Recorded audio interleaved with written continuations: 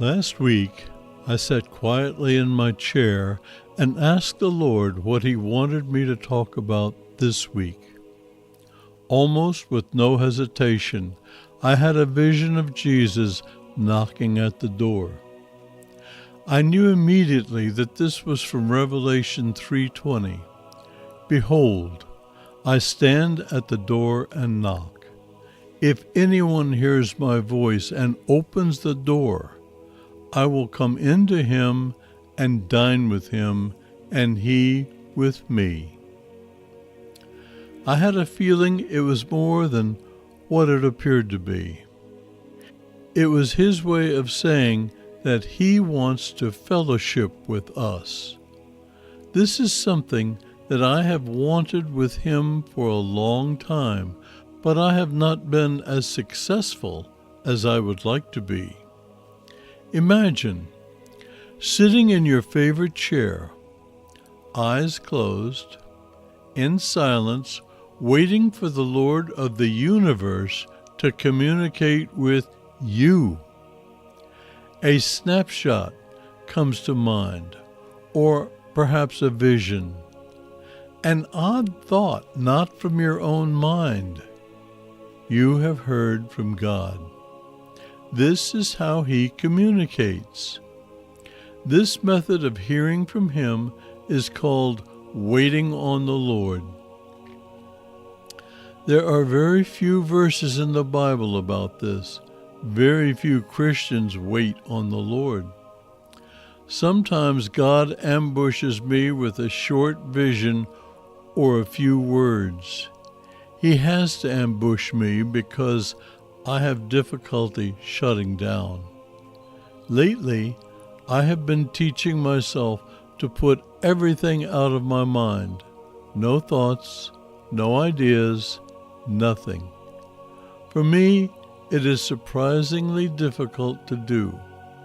This is where sleep sneaks in and overtakes me. Occasionally, I do get what the prophets call a word from God. Now, in the winter of my life, all of my ambitions are behind me except one. I want to learn to wait on God. If you learn to wait on God, you will hear from Him. I want to interrupt for a moment by asking you to hit the like button and share this video.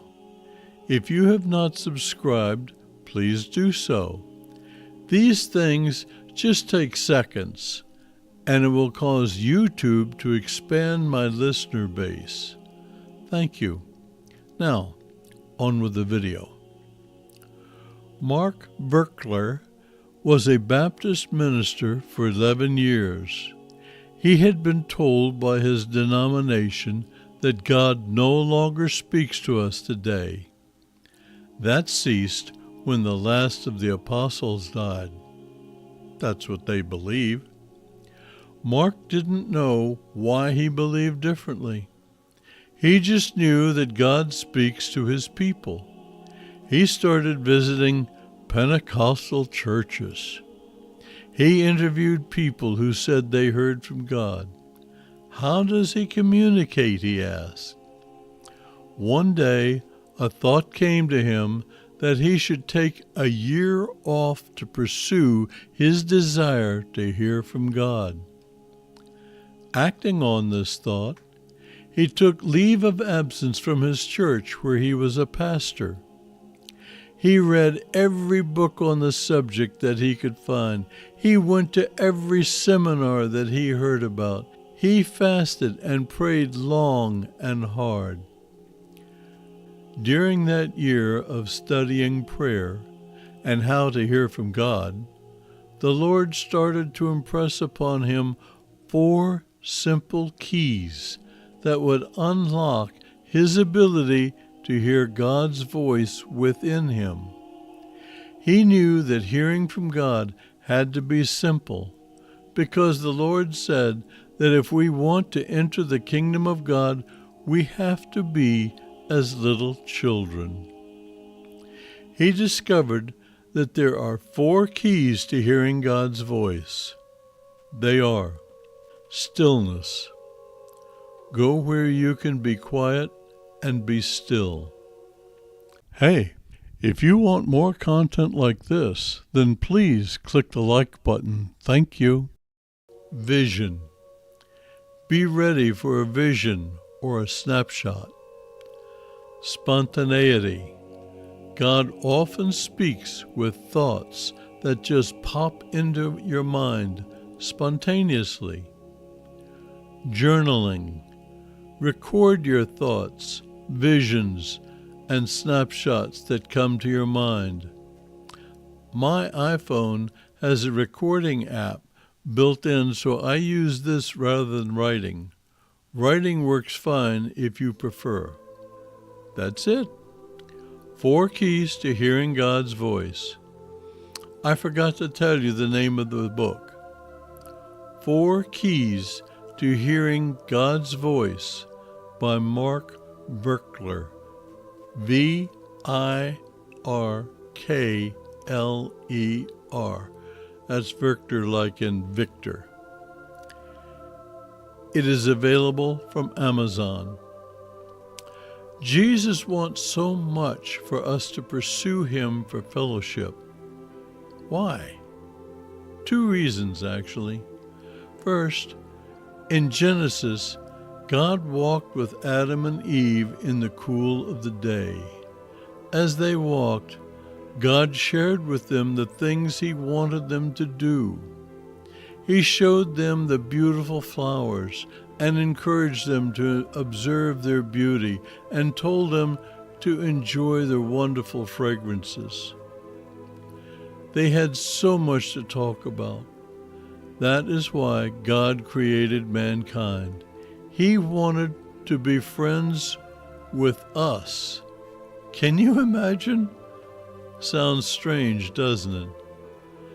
Another reason he wants to fellowship with us is because we are entering into the beginning of the tribulation.